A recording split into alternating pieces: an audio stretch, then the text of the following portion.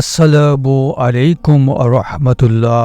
প্রিয় বন্ধুগণ, আরও একটি গুরুত্বপূর্ণ ভিডিও নিয়ে আপনাদের সামনে হাজির হয়েছি।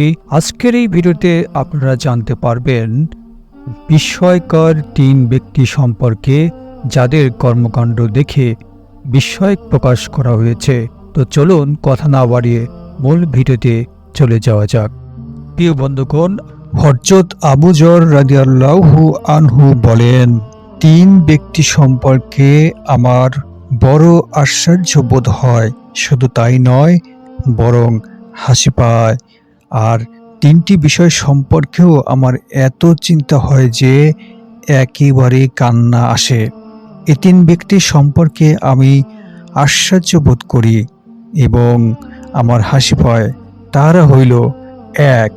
মৃত্যুর পিছনে পিছনে লাগিয়ে থাকার পরও পার্থিবতার আশাবাদী। সেও চাহিদা পুরা করিতে ব্যস্ত, কিন্তু মৃত্যুর চিন্তা করে না। নাম্বার ২.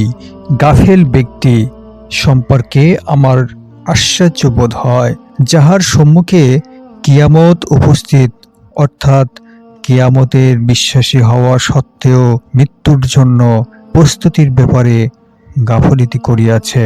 নাম্বার ৩. ওই ব্যক্তি সম্পর্কে আমার বড় বিস্ময় লাগে, যে ব্যক্তি মুখ ভরিয়া হাসে অথচ তাহার খবর নাই যে আল্লাহ সুবহানাহু ওয়া তাআলা তাহার প্রতি সন্তুষ্ট কি নাকি অসন্তুষ্ট। হযরত আবু যর রাদিয়াল্লাহু আনহু আরও বলেন যে ৩ ব্যক্তি সম্পর্কে আমি আশ্চর্য বোধ করি এবং হাসি পাই। তা হলো: ১. প্রিয়জনের অর্থাৎ হযরত রাসূল করিম সাল্লাল্লাহু আলাইহি সাল্লাম এবং তার সাহাবীগণের বিয়োগ হয়েছে। নাম্বার ২. মৃত্যু। প্রত্যেককে মৃত্যুর স্বাদ গ্রহণ করিতে হবে, এটা চিরন্তন একটা সত্য কথা। কিন্তু ঈমানের সাথে মৃত্যু হবে কিনা কেউ আমরা বলতে পারি না। তাই মৃত্যুর কথা মনে পড়লে, মৃত্যুর কথা ভাবলে আমি কান্না পাই। নাম্বার ৩. হাসরের মাঠে মহান আল্লাহ তাআলার সামনে দ্বন্দ্বময় হওয়া। যেহেতু আমি জানি না আমার জন্য জান্নাতের ফয়সালা হইবে নাকি জাহান্নামের, এই বিষয়টি চিন্তা করে আমি বড় কান্না পাই।